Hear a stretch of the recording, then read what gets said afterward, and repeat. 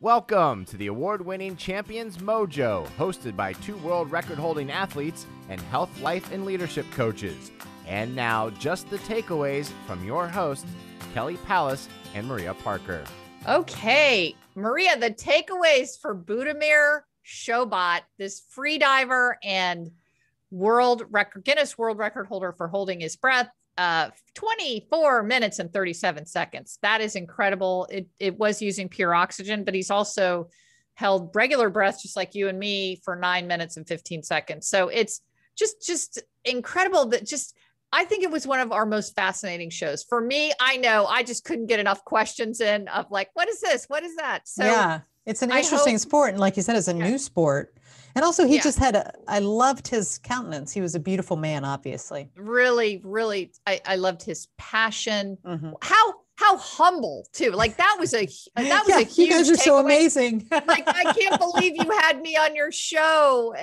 Like he's right up there with all of our other champions. But anyway, so what was your first takeaway?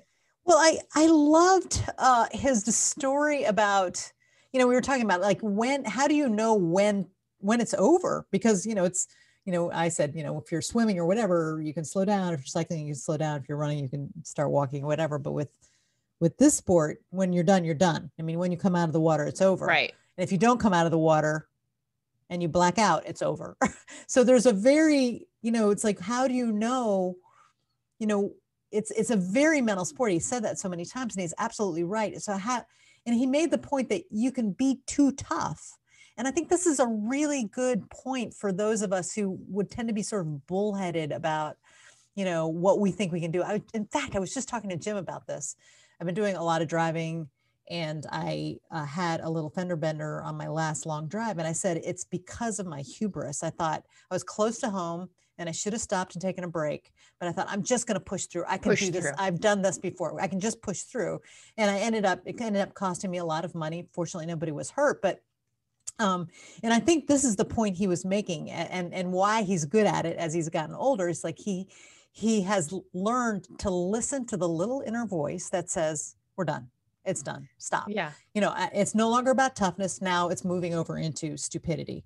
And I think I think I need to learn that in everything I do. It's like, you have to know when too much is too much. And, there's a time when, and for me, that I do too much, probably more often, but, other people, they have to push themselves. But for me, sometimes I have to say, wait, why are you doing this? Stop, slow down. You've hit, you've gone beyond safety or beyond reasonableness. So that was my takeaway from that is like the listen to the, wisdom, be wise about what you're doing when you approach the limits of what you think you can do.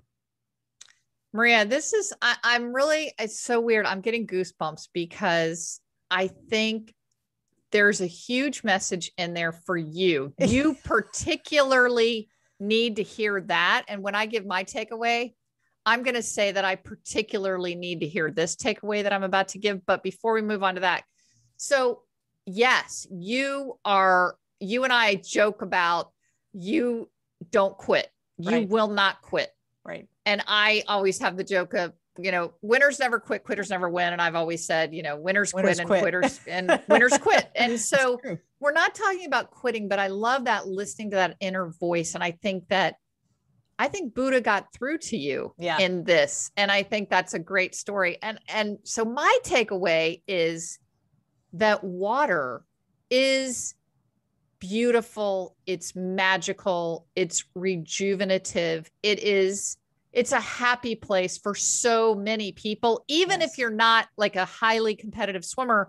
I loved his quote, you can't make a mistake. When he talked about his daughter, like when they wanted her to really get her motor skills down and if they put her in the water, everything was fine. And so,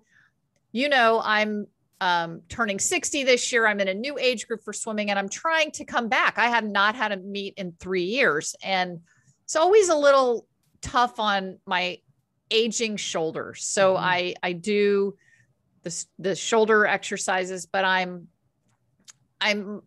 going forward. I had a meet last weekend. My shoulders did fine. My shoulders are holding up through training. However, I know that if I can't start to go perform at a level that I want, I will not get back in the water.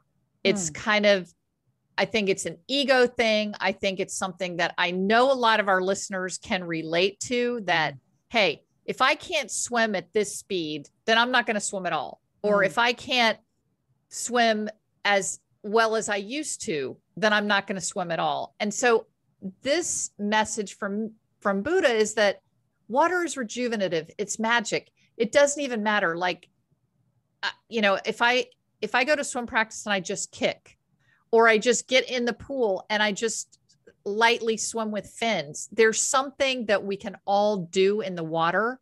And so I don't know. I feel like you got a really huge message there. I got this huge message that I hope our listeners are hearing, that, some days you don't feel like pushing it all the way, but you can still get that beautiful cleansing.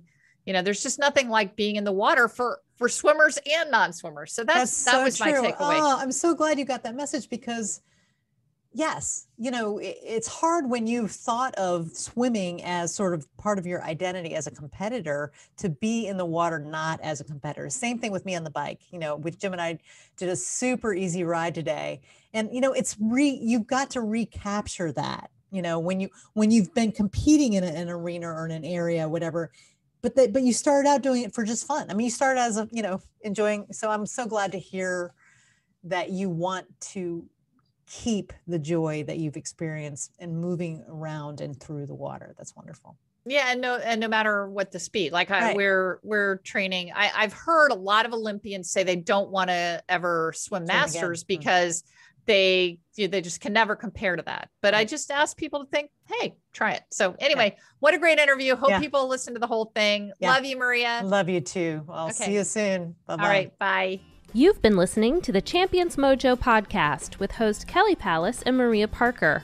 Champions Mojo is produced by Cabra Media, and a new episode debuts every Tuesday. Subscribe wherever you listen to podcasts and leave us a 5-star review. Follow Champions Mojo on Twitter, Instagram, and Facebook @Champions Mojo.